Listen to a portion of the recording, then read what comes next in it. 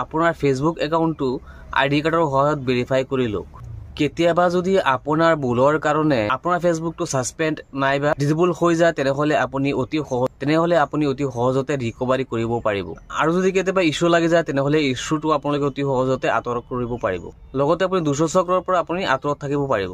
কেতিয়াবা যদি আপোনাৰ ফেচবুক একাউণ্টটো দুষ্ট চক্ৰই হেক কৰি পেলায় তেনে ক্ষেত্ৰত আপুনি অতি সহজতে ৰিকভাৰি কৰিব পাৰিব আপোনাৰ এই একাউণ্টটো। সেই কাৰণে ফেচবুক একাউণ্টটো আইডেন্টি ভেৰিফাই কৰি ৰখাটো বহুত গুৰুত্বপূৰ্ণ হয়। মই নিজে কামটো কৰিছো আৰু আপোনালোকে কেনেকৈ কৰিব ইয়াৰ সম্পূৰ্ণ প্ৰচেছটো দেখুৱাই দিম আমি এইটো ভিডিঅ'ত। গতিকে আপুনি এতিয়ালৈকে যদি ফলো কৰা নাই ফলো কৰি ৰাখিব।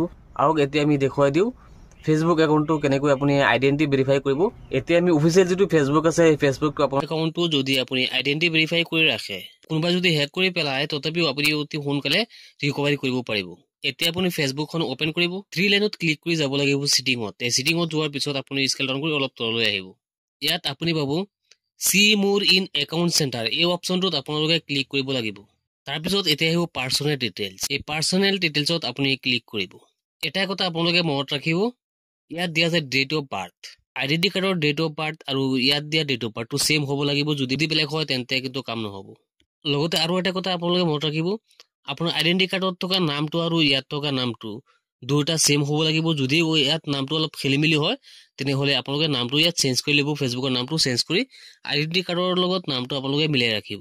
এতিয়া আপোনালোকে তলত হ'ব আইডেন্টি কনফাৰ্মেশ্যন, এই অপশ্যনটোত আপোনালোকে ক্লিক কৰিব। ইয়াত আপোনালোকে তলত হ'ব কনফাৰ্ম ইউৰ আইডেন্টি, এই অপশ্যনটোত আপোনালোকে ক্লিক কৰিব। এতিয়া আপোনালোকে একেবাৰে তলত পাব ৰানিং এডছ এবাউট ছ'চিয়েল ইছ্যুজ। এতিয়া আপোনালোকে চিলেক্ট অপশ্যন পাব, এই চিলেক্টত ক্লিক কৰিব। ইয়াৰ পৰা আপোনালোকে কাউন্ট্ৰিটো চিলেক্ট কৰিব লাগিব।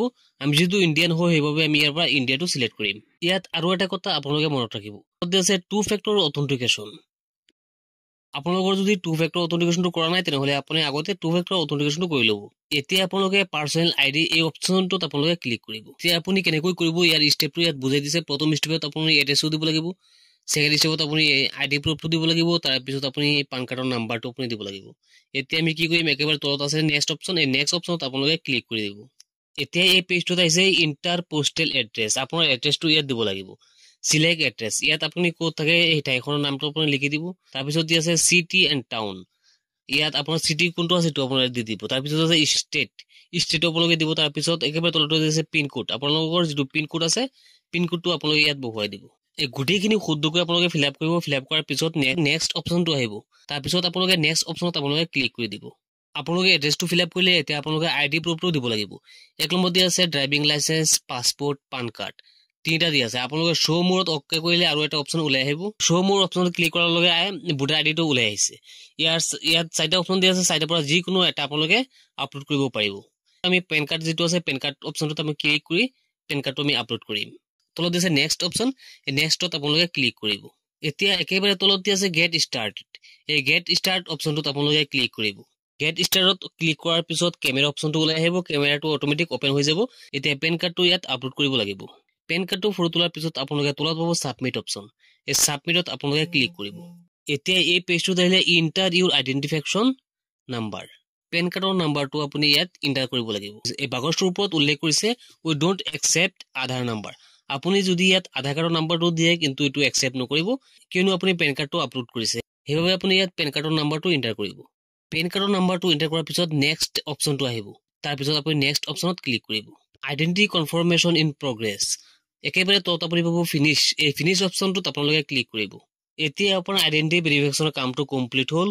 এতিয়া যদি আপুনি বেক কৰি আকৌ এই পেজটোত আহে তেনেহলে আপুনি পাব এইটো প্ৰচেছিঙত আছে, কিন্তু এইটো লগে লগে এক্টিভ নহয়। ভেৰিফিকেশ্যনৰ কাম যিমানখিনি কৰিব লাগে গোটেইখিনি আমি শুদ্ধকৈ কৰিলো। ফেচবুকৰ অফিচৰ মানুহে এইটো চেক কৰিব, চেক কৰাৰ পিছত যদি শুদ্ধ থাকে তেনেহলে এইটো এক্টিভ কৰি দিব। তাৰ বাবে কিছু সময় আপুনি অপেক্ষা কৰিব লাগিব। আইডেন্টি ভেৰিফাই কৰাৰ 3 ঘণ্টামান পিছত আমি যেতিয়া চেক কৰিলো আমাৰ আইডি ভেৰিফিকেশ্যনটো কমপ্লিট হৈ গ'ল। এতিয়া আপোনালোকে চাব পাৰিছে 2 ফেক্টৰ অথেন্টিকেশ্যনটো ৰাইট চিন হৈ আছে, এইটো আগতে আছিলে।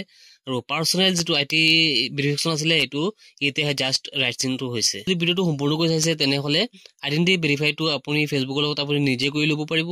যি ভিডিঅ'টো এইখিনি আছিলে লগ হ'ব নেক্সট ভিডিঅ'ত।